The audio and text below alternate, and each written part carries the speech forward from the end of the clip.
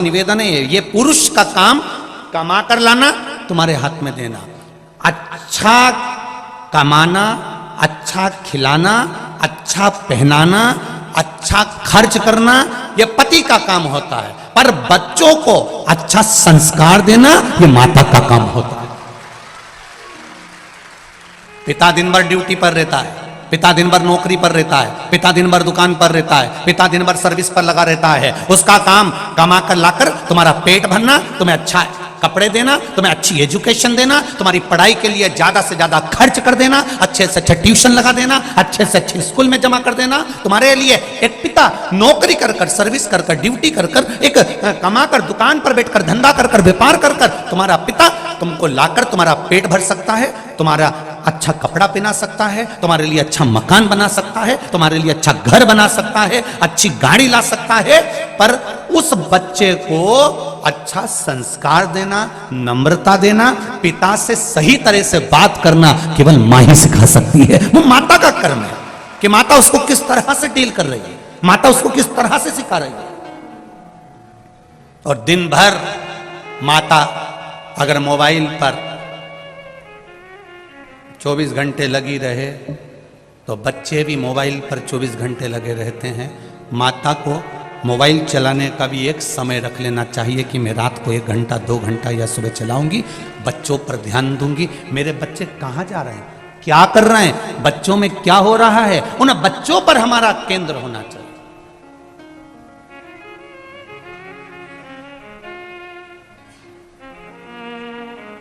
जब बच्चा बड़ा हो जाता है ना, तब मां पूछती है कहां जा रहा है।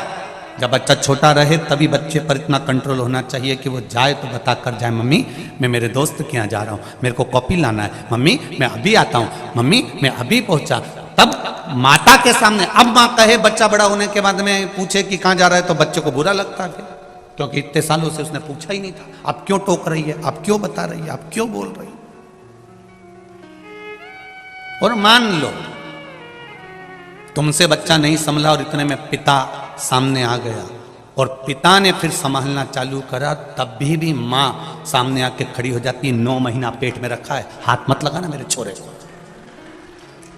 9 महीना पेट में रखा है, मेरे बेटे को हाथ मत लगाना। बार बार जरा जरा सी बात में मारा मत करा करो, बच्चों को जरा ध्यान रखा करो। तुम जरा जरा सी बात के लिए टोकने लगते हो, मारने लगते हो।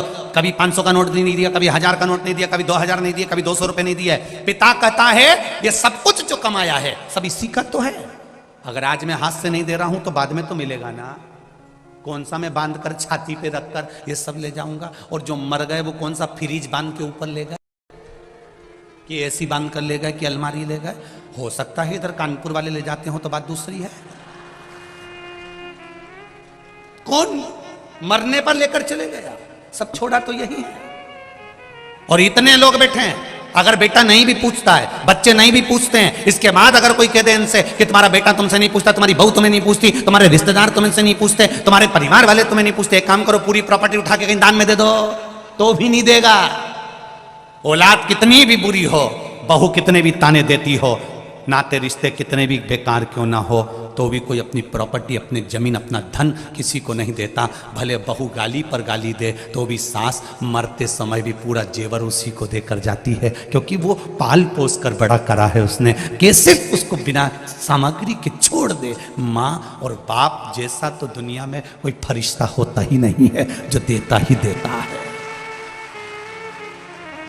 माता और पिता जैसा कोई संसार में फरिश्ता नहीं हो सकता। दुनिया में सबसे पहला अगर कोई परमात्मा है, दुनिया में सबसे पहला अगर कोई भगवान है, दुनिया में सबसे प्रथम अगर कोई परमात्मा है तो वो मेरे माता पिता हैं। आपके माता पिता हैं जिन्होंने कुछ आपसे लिया नहीं है, आपको जिंदगी भर दिया ही दिया है। रात भर जगती है, तुम्हारे ऊपर कम्बल उड़ाती रहती है, रात भर रोती है जब तुमको एक इंजेक्शन लग जाता है, तुम्हारे शरीर में कष्ट हो जाता है। तुम्हारी पढ़ाई के लिए, अच्छी एजुकेशन के लिए, तुम्हारी विद्या के लिए वो मायके तक नहीं जाती कि इसकी एग्जाम चल रही है, इसकी पढ़ाई चल रही है, मैं नहीं जाऊंगी, अभी इसको पढ़ाऊंगी और इसका एग्जाम है। वो अपना जीवन खुद खा रही है। इतने में बच्चे ने कह दिया मम्मी क्या खा रही हो, मुझे दो। एक ग्रास मुंह में गया था, इतने में पूरी प्लेट अपने बच्चे के हाथ में दे देती है। वो दुनिया में कोई दूसरा नहीं, परमात्मा ही हो सकता, केवल एक परमात्मा।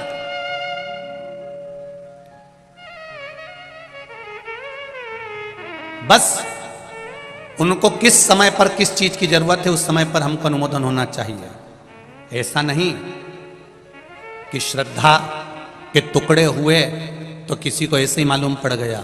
उस बाप के दिल में थोड़ी सी तड़प हुई होगी कि मेरी बेटी इतने दिन से फोन नहीं लगा रही है, बात नहीं कर रही है। बाप का हृदय, माँ का हृदय तड़पा और वो बाप जाकर मालूम करा, तब जाकर प्रशासन को भी मालूम पड़ा कि ऐसा हो गया। ये बाद में मालूम पड़े, उससे अच्छा है अपने बच्चों पर पहले ही संयम धीरे धीरे करना प्रारंभ करो, जिससे कोई दूसरी श्रद्धा के साथ में ऐसा ना हो जाए। अपने को आगे बढ़ना, थोड़ा सा समय देव संस्कार अपने बच्चों को इतना अच्छा संस्कार दो कि जो जिंदगी भर याद रखे।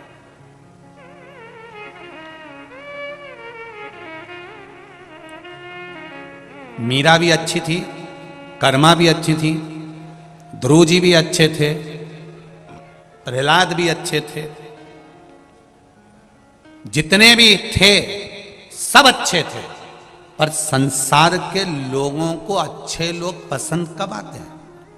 अच्छे लोग पसंद कब आते हैं? जब हम चले जाते हैं। अब लोग मीराबाई को पूज रहे, अब लोग अब लोग प्रहलाद को, नामदेव जी को, नरसिंह मेहता को, तुकाराम जी को अब पूछ रहे हैं जब वो चले गए।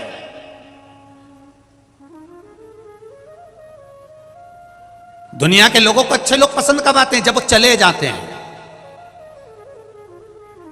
बहू सास को इतना लंबा पल्लू रखकर प्रणाम कब करती है? जब सास चली जाती है।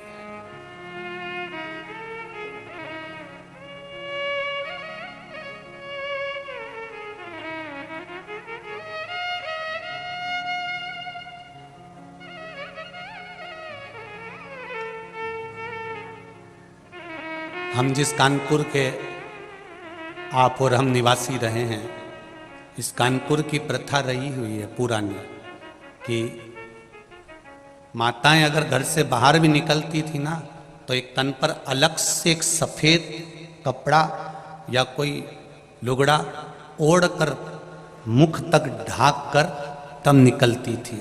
ये यहाँ की प्रथा रही हुई है। कितनी मर्यादा रही हुई है, जरा ध्यान दीजिए।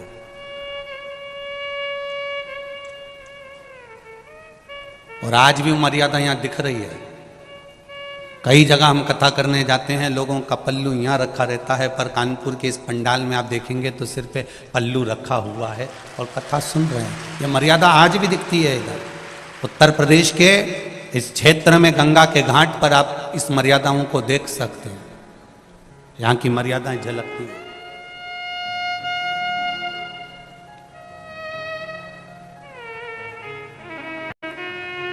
होना चाहिए थोड़ा सा। अपने जीवन का एक आनंद ही दूसरा है, सुख ही दूसरा है। करो। बहुता में हम बहुत नहीं कहते आप लोगों से कि आप बहुत कंट्रोल में रहें, हम तो इतना कहते हैं। वो कोई कह रहा था आज के गुरुजी कि आज कोई कह रहा था वहीं पर सुबह सुबह के टाइम पर, गुरुजी अभी तो शिव पुराण की लहर चल रही है, एक तरफा सियोर वाला महाराज की शिव पुराण की लहर चल रही है। हमने कहा भाई लोगों को गलत फहमी है, ये शिव पुराण की लहर नहीं है, ये शिव पुराण की मेहर है। ये लहर नहीं है। जो आज बच्चे बच्चे शंकर जी के मंदिर में जा रहे हैं, एक लोटा जल चढ़ा रहे हैं। घर के बहू और बेटा भी एक शिव जी के मंदिर में जाते हैं। और मेरी माताएं भी अपने पति से भी कहती हैं कि एक लोटा जल चढ़ाना फिर चले जाना दुकान। और कई पुरुषों को हमने देखा है दुकान जाते समय बोतल में पानी भरा हुआ है तो बोतल का पानी ही शिव जी को चढ़ाते हुए निकलते हुए चले जाते हैं। ये लहर नहीं है, ये मेहर है शंकर भगवान की। ये शिव जी ने आशीर्वाद दिया है शिव महापुराण के रूप में। ये भोलेनाथ जी ने तुम्हारा हस्त कमल पकड़ा है इस शिव पुराण के रूप में। ये शिव कृपा है, ये शंकर की उदारता, ये शंकर की दया है, ये करुणा है। मेरे शिव को आडंबर प्रिय नहीं है, ये निश्चित है। शंकर भगवान को आडंबर से मतलब है ही नहीं। शिव जी, कई लोग बहुत सारा अगर तिलक लगा लें, बहुत लंबे बाल बना लें और बहुत आड़े तिड़े वस्त्र पहन ले और सोचें कि हम भगवान को रिझा लें, हम भगवान के सही भगत हैं, तो ये भगवान कहते हैं मैं कपड़े से कभी प्रसन्न नहीं हुआ। कपड़े तो मेरे को प्रसन्नता लेते ही नहीं। हम कौन से कपड़े पहने जिससे भगवान प्रसन्न हो जाएं? शिव पुराण कहती है कपड़ा बदलने की जरूरत नहीं, कलेजा बदलने की जरूरत है, भगवान प्रसन्न हो जाएंगे। आप दिल तो बदलो, मन तो बदल ही नहीं पा रहे हो, चित्त तो बदल ही नहीं पा रहे हो, आपकी एकाग्रता तो बदल नहीं पा रहे हो, आप भगवान की शरणागति तो ग्रहण नहीं कर पा रहे हो और कहते हो मैं परमात्मा को पाना चाहता हूं, मैं भगवान को अपना बनाना चाहता हूं। कई ऐसे लोग आते हैं जो हमसे भी कहते हैं भगवान तो तुम्हारा दिखता ही नहीं है, तुम इतनी बड़ी बड़ी कथा सुनाते हो, कभी भगवान आज तक हमको दिखा ही नहीं। भगवान को देखने की सोचना भी मती।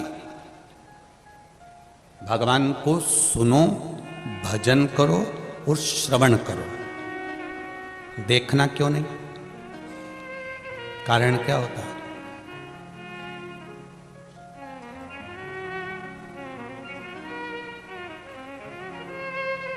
जिस छोरी से शादी होने वाली रहती है ना, छोरा उनकी, और जिस छोरी की शादी छोराओं से होने वाली होती है, पहले मन में कितनी उमंगता होती है कि एक बार मैं इसको देखूं, एक बार देखूं, एक बार देखूं। और शादी नहीं हो जब तक तो ललकता रहे कि देखूं, और जब जगदम्बा घर में आ जाए फिर भेरू तेरे को रोज का सिंदूर चढ़ा है, रोज। अब क्या कहता है? मैं तो मर जाऊं तो अच्छा, इससे पीछा छूट जाए तो अच्छा। क्यों? पहले तो तू गा रहा था तुझे ना देखूं तो मुझे चैन आता ही नहीं है, पहले तो तू ही गा रहा था, अब कहां गया? ये संसार है भाई। तुम्हारे पास में जो गाड़ी नहीं होती है, टू व्हीलर, फोर व्हीलर, जो कंपनी की गाड़ी तुम्हारे पास में नहीं है, उसको पाने की ललकता बढ़ती है। बोलो सही है कि गलत है? जब वो गाड़ी तुम्हारे दरवाजे पर आ जाती है तो 2, 4, 8 दिन, 15 दिन, महीने भर के बाद ललकता समाप्त। तुम्हारे पास में जो पर्दे नहीं होते, किसी क्या देखी जाती हो तो ललकता बढ़ जाती है, पर्दे आ गए ललकता समाप्त। फ्रिज नहीं है तो फ्रिज की ललकता बढ़ रही है, फ्रिज लाना, फ्रिज लाना, फ्रिज लाना, फ्रिज घर में आ गया, ललकता समाप्त। लोग कहते हैं कि परमात्मा क्यों नहीं दिखता?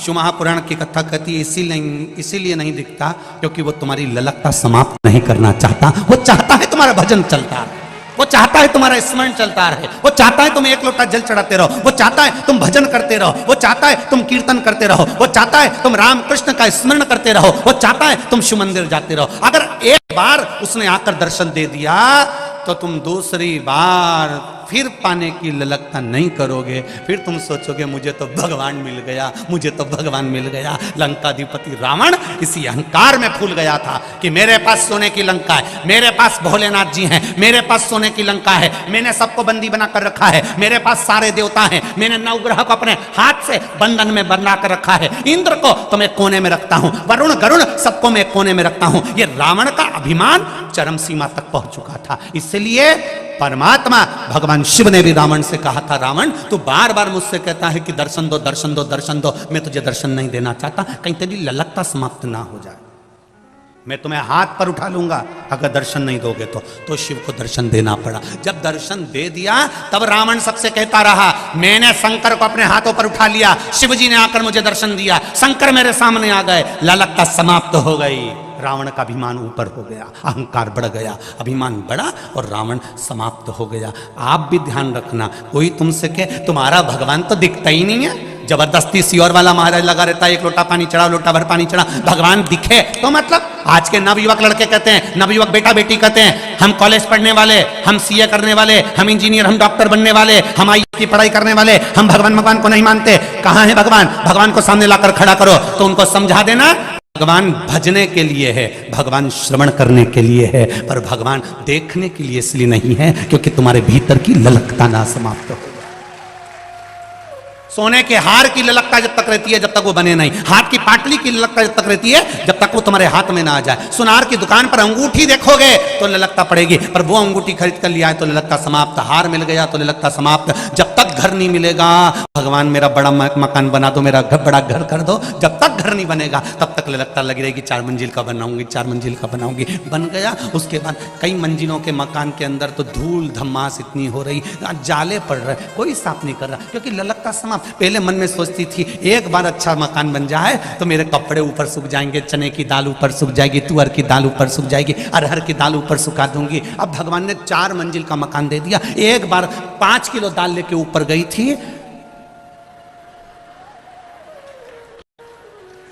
जब नीचे आई दाल खाने के लायक नहीं, इतनी ललकता।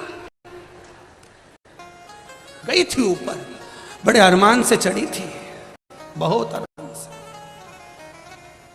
और बहू से कह के भी गई थी तू भी ले आना थोड़ा सा सामान, कपड़े वपड़े सूखने के ऊपर ले आना। बहू के तुम ही जाओ, मैं नहीं जाऊंगी, नहीं गई। बहुवन बहुत समझदार है, वो कहीं जाए, मैंने कहा डोकरी के चढ़ाई दो। अब बहू नीचे से कह रही है मम्मी आ जाओ, बहू नीचे से आवाज लग रही, मम्मी चाय पीने आ जाओ। सास कह रही यहीं लिया, बहू की नहीं जाऊंगी, नहीं जाऊंगी, नहीं गई वो ऊपर। फिर शाम को धीरे धीरे सास 2-2 4-4 सीढ़ी नीचे उतर के आई। उन्हें कहा तूने हमारी चाय ला के नहीं दी, मुझसे चढ़ा नहीं जाए। फिर सास चिल्लाई कि मैं बुढ़िया होके इतनी ऊपर चढ़ गई तो उससे चढ़ा नहीं जाए। तो बहू कह दे मम्मी तुमने देसी घी खाया है। तो सास बोली तूने कुछ नहीं खाया। बहू बोली नहीं तुमने मेरा प्राण खाया है। क्या बोले? बोले तो बोले क्या? चलिए महाराज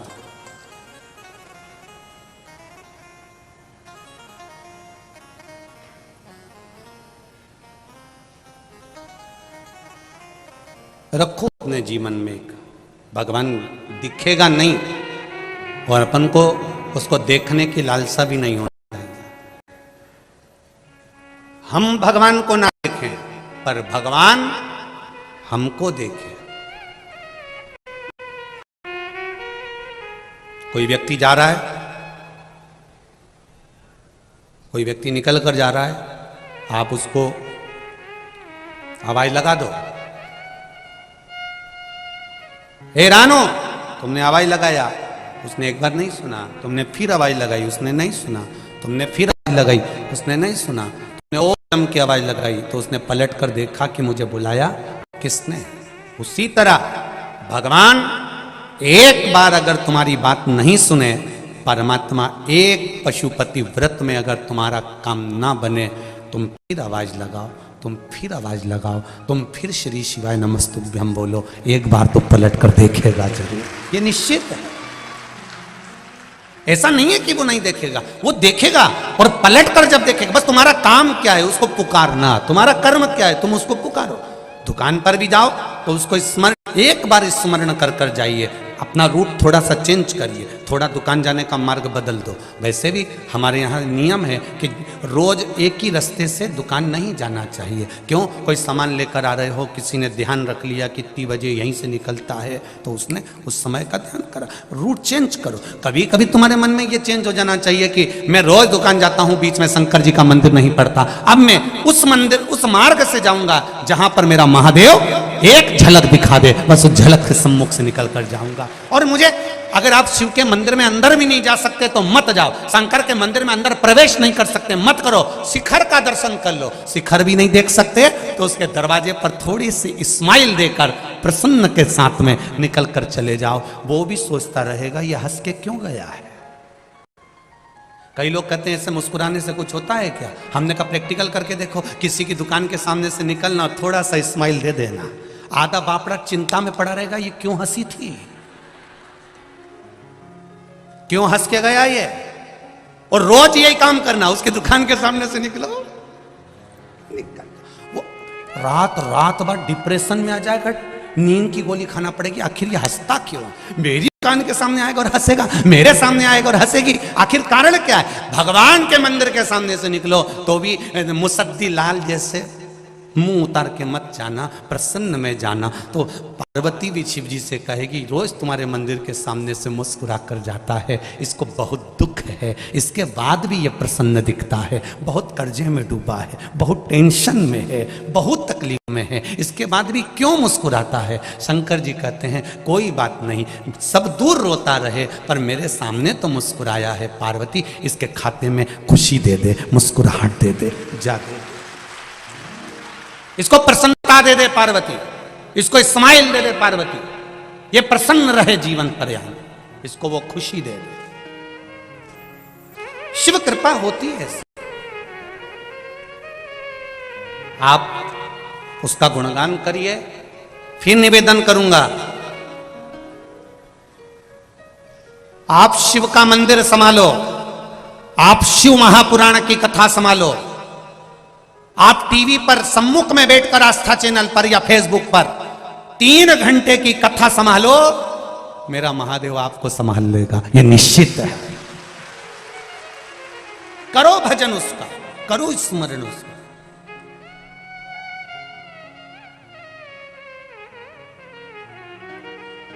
उसकी कृपा बिना कुछ नहीं हो सकता। ये भाग्य में लिखा हुआ तो भोगना तो पड़ता है। भाग्य का लिखा हुआ प्रत्येक, फिर निवेदन करेंगे कि 13वीं पर ध्यान दिया लोगों ने कि ये मर गया तो इसका 13वां हुआ, ये मर गया तो इसका 13वां हुआ। वो 13वें पर ध्यान दिया, 13वीं पर ध्यान दिया, पर लोगों ने वो 13 बातों पर ध्यान नहीं दिया कि जो मनुष्य के भीतर 13 चीजें हैं जो केवल मनुष्य खुद करता है, उसकी ये 13 चीजें कोई दूसरा नहीं कर सकता। 13वें का मतलब क्या होता है?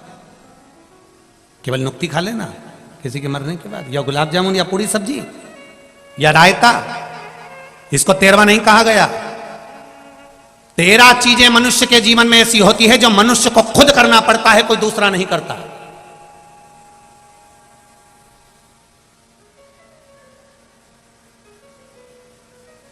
इसलिए मरने के बाद 13वें का महत्व आता है, इसलिए मरने के बाद 12वें का महत्व आता है। क्यों? वो 13 चीजें हमारा सनातन धर्म कहता है। पहला, भोजन मनुष्य को खुद करना पड़ता है। दूसरा, खा के बैठ जाएगा और तू उसका हाथ पकड़ ले तो तेरे शरीर में नहीं आएगा। बोलो रिजी जी, सही है? अगर ऐसा होता तो आज शादी में सबसे ज्यादा बचत होती। पति तुम्हारा समोसा खाता, तुम सिर पे पल्लू लेके उसको टच करके घूमती। एक प्लेट का भोजन बच गया कि नहीं बच गया? सवेरे पत्नी चाय पीती, पति उसको टच कर लेता, पी ले तू पी ले, मैं तुझे टच करा। बचता कि नहीं बचता? सनातन धर्म में 13वें के महत्व को समझो कि किसी के मरने के बाद 13वां क्यों होता है, किसी के मरने के बाद 12वां क्यों होता है। उस 13वां के 13 चीजें हमारे सनातन धर्म ने दी है कि ये 13 मनुष्य खुद करे तो फायदा है, दूसरा नहीं कर सकता। पहले नंबर पर भोजन स्वयं को करना पड़ता है, दूसरे नंबर पर प्यास, पानी खुद को पीना पड़ता है। पड़ोसी पानी पिएगा तो तुमको तृप्ति नहीं मिलेगी। तीसरे नंबर पर है खांसी।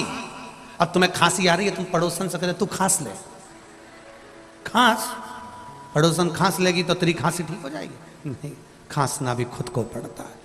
छींकना, जैसे ही छींक आए इतने में तुम्हारे पति से कहते छींका, छींक देगा। छींकना भी स्वयं पड़ता है। नींद, तुम्हारे बत्तल का कोई दूसरा सो भी जाएगा ना तो तुम्हें लाभ नहीं मिलेगा। नींद भी स्वयं को ही लेना पड़ेगा, स्वयं को नींद लेना पड़ेगा, स्वयं। 5वें नंबर पर, 6ठे नंबर पर आती है फिर उबासी। जो आप मुंह खोलकर उबासी लेते हो, ये भी कोई दूसरा नहीं ले सकता, ये अपने को खुद की लेना पड़ेगी। फिर आया दुख। तुम्हारा लिखा है बहू डॉक्टर के पास ले जाएगी, दवाई दे देगी, दलिया बना देगी, थूली बना देगी, एक गिलास दूध दे देगी, पर दुख तो तुमको झेलना पड़ेगा। दांत में तकलीफ हुई तो बहू से कह दो तू झेल ले, वो दलिया खा लेगी, दूध भी पी जाएगी एक गिलास भर के, पर तकलीफ तो खुद को झेलना, कोई दूसरा नहीं झेले।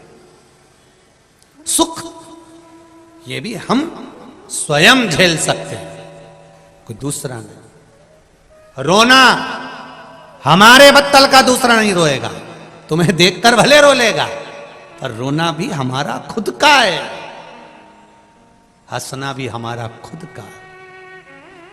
11वें नंबर पर है नित्य क्रिया प्रातः के समय की, वह भी हमारी खुद की, कोई दूसरा नहीं कर सकता।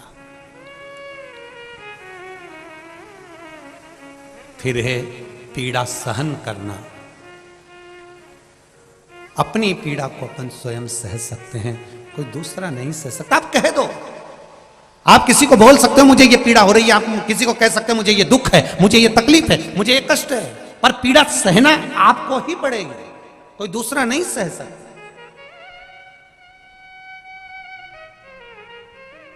फिर 13वें नंबर पर आया है भजन। आपका भजन आपको खुद करना पड़ेगा, कोई दूसरा नहीं कर सकता, आपके हिस्से का आपको ही करना। ये 13 मनुष्य के कर्म हैं जो मनुष्य को खुद करना पड़ते हैं, कोई दूसरा नहीं करता। जब मनुष्य ये 13 में से 12 जैसे आपने अपने लिए करा है, उसी तरह 13वें नंबर का भजन भी आपको खुद को अपने लिए करना पड़ेगा। कोई कह दे कि साहब वो दादाजी मर गए और उनके निमित्त से हमने पंडित जी को भोजन कराया, पंडित जी भोजन कर लेंगे, मना नहीं है, पंडित जी को भोजन करने में मना नहीं, ब्राह्मण भोजन कर लेगा, मना नहीं है, पर निवेदन है, भोजन करने की मना नहीं है, उसके निमित्त के भोजन करने की मना नहीं है, पर जीते जी अपने द्वारा किया हुआ कर्म का भोग अपने को भोगना है, स्वयं के लिए। 13वें नंबर का है भजन, जो स्वयं को करना पड़ेगा, स्वयं के लिए। जब कथा का विराम होता है, रोज प्रतिदिन आप कथा सुनने के बाद जब अपने घर को जाते हैं, 5 बजे जब कथा छूटती है और आप अपने घर के लिए निकलते हो, तो ये आपके भीतर ये भाव होता है कि जैसे मेहमान जाते जाते कुछ देते हैं, मेरा भोलेनाथ रोज प्रतिदिन विराम पर कुछ ना कुछ मेरे जीवन में जरूर देकर जाएगा, ये मेरा विश्वास करता है, मुझे खाली नहीं छोड़ेगा, वो देगा जरूर। भक्ति और मुक्ति का साधन है शिव। नारद जी के भीतर अहंकार प्रकट हो गया, देवऋषि नारद के भीतर अभिमान आ गया कि मैं भगवान विष्णु का भजन करता हूं, मैं कामदेव को जीत सकता हूं, और शंकर भगवान नहीं जीते, शिव जी नहीं जीत पाए। इतना अहंकार, इतना अभिमान उसके भीतर जागृत हो गया, शिव नहीं जीते। अब को कौन समझाए कि शंकर भगवान कामदेव को देखकर नेत्र क्यों खोले हैं? क्योंकि शंकर भगवान सती के पति हैं, कामदेव रति के पति है। बोलो रीजी जी, सही है कि गलत है? सही है ना। शिव सती के पति, कामदेव रति के पति। सती और रति एक ही पिता की बेटी है। कामदेव के साड़ू भाई कौन है? बोलते जाओ जरा, जम के बोलो। शंकर भगवान। शंकर भगवान के साड़ू भाई कौन है? कामदेव, क्योंकि रति सती दोनों बहन है। इतने सारे देवताओं ने आकर समाधि तोड़ी, शिव जी ने नेत्र नहीं खोला, पर कामदेव आया, शंकर भगवान को नेत्र खोलना पड़ा। उसका कारण केवल इतना सा है कि तुम दुकान पर 24 घंटे बैठो, मना नहीं है, पर पत्नी कहती है कि मेरे रिश्तेदार आए तो 5 मिनट आके मिलो तो। बोलो सही है कि गलत है? और अगर पत्नी की बहन आई, उसका पति आया, बहन का पति, और तुम दुकान छोड़ के नहीं आए, मत छोड़ो, फिर वो तुम्हें नहीं छोड़ेगी, मत छोड़ो।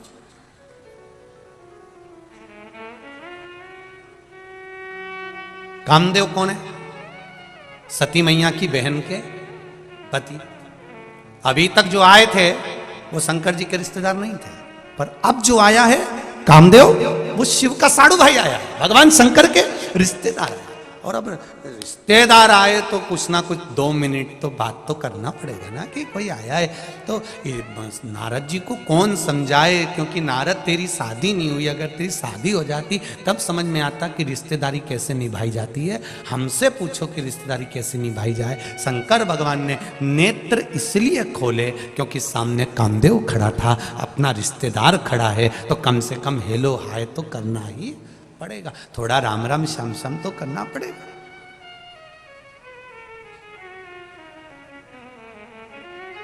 अब यहीं इतने सारे कार्यकर्ता खड़े हो जाते हैं। अब ये प्रशासनिक जो लोग खड़े हैं, पुलिस वाले भाई लोग जितने खड़े हैं, प्रशासन वाले, कई आदि टीआई भी खड़े हुए हैं, कोई भी सीएसपी भी खड़े हैं, कोई खड़े हैं, तो ये थोड़ी ना पहचानते कि तुम्हारे रिश्तेदार है। वो तो तुम आके कहते हो हमारी काकी है,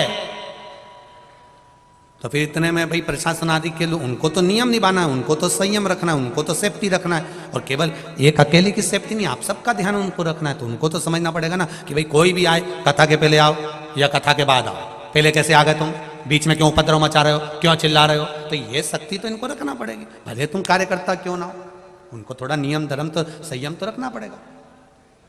एक पत्र लिखा एक जी ने कि गुरुजी वो बहुत दूर गाड़ियां रुक रही है और हम यहाँ तक पैदल आ रहे हैं, तो मेरा जीजियों से निवेदन है, कौन मना कर रहा है कि तुम पैदल आओ, समिति वालों से कहो 4 ई-रिक्शा चलाओ, वहां से बूढ़ों को लेकर यहां तक आओ, उसमें कौन सी दिक्कत है। पर प्रशासन अगर रोक रही है बाहर, इसलिए रोक रही है कि घटना ना घटे, ट्रैफिक जाम ना हो, कष्ट ना हो, और आप तो फिर भी ठीक हो जो केवल कॉलोनी से यहां तक अंदर आ रही हो। और जगह कथा होती है तो 4 से 5 किलोमीटर तक लोग सिर पे बैग रख रख कर पैदल चलते चलते शिव महापुराण तक पहुंचते हैं। ये तो फिर भी यहाँ की प्रशासन को धन्यवाद दूंगा मैं, पुलिस प्रशासन को, जिन्होंने सही तरह से इसको साध रखा। मना नहीं है, थोड़ा सा नियम अपने को भी बनाना पड़ेगा, थोड़ा अपने को भी साधना पड़ेगा, तब तो कार्यक्रम सफल होगा। मम्मी क्यों डांटती है बच्चों को, नीचे बैठ, बच्चों को क्यों डांटती है, जब बच्चा बिगड़े ना, काम ना बिगाड़े, तो कुछ गलती ना हो। उसी तरह अपने को, चाहे समिति हो चाहे प्रशासन हो, सबको साथ लेकर इस कार्य को पूर्ण करना है, आनंद के साथ। और बहुत मैं समिति को भी कहूंगा और प्रशासन को भी कहूंगा, बहुत अच्छे श्रोता बहन भाई कथा सुनने आ रहे, एकदम साइलेंट रहकर कथा सुनते हैं, धन्य है। जब हम यहाँ आ रहे थे कानपुर तो किसी ने कहा था वहां तो बहुत कथा होती है, लोग अपनी मस्ती में लगे रहते, कहीं कथा माथा कोई नहीं सुनता। हम उनको दिखाना चाहते हैं, एक बार आकर देखो कानपुर की इस पावन धरा पर, कल्याणपुर में जितनी मेरी माताएं बैठी हैं, जितने पुरुष बैठे हैं, इनके भीतर का भाव देखिए कि किस दिल से कथा सुन रहे हैं, किस मन से कथा सुन रहे हैं, एकदम साइलेंट रहकर। कहने वाला कुछ भी कहे, दिखता है तो लगता। मैं आप जितने भी श्रोता भाई बहन बैठे हैं उनको नमन करता हूं, आपके चरणों को, बहुत सुंदर भाव से आप कथा का रसतत्व ग्रहण कर रहे हैं। और यहाँ की जो मीडिया है, पत्रकार बंधु हैं, उनको भी धन्यवाद देना चाहूँगा कि आपकी कलम बहुत सुंदर सुंदर चरित्र अखबारों में लिख रही है। आपको नमन, सोशल मीडिया को भी, और जितनी मीडिया है सबको नमन। आपका प्रेम झलक रहा है आपकी कलम के माध्यम से। शिव कृपा, देवऋषि नारद के भीतर अभिमान प्रकट हो गया, पर देवऋषि नारद ये नहीं जान पा रहे हैं, देवऋषि नारद के भीतर यह भाव नहीं आया कि कामदेव क्यों कामदेव को देखकर नेत्र खोला। ये संबंधों की बात है, ये रिश्तेदारी की बात है। ये कई संबंध ऐसे होते हैं जो सामने नहीं बोले जाते।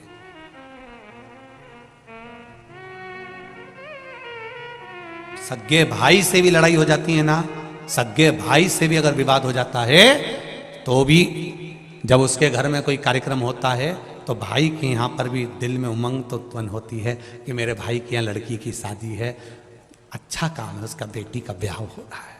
भले नहीं जा रहा, भले नहीं पहुंच रहे, पर दिल में उमंगता तो है, उत्साह तो है, प्रेम तो है। अब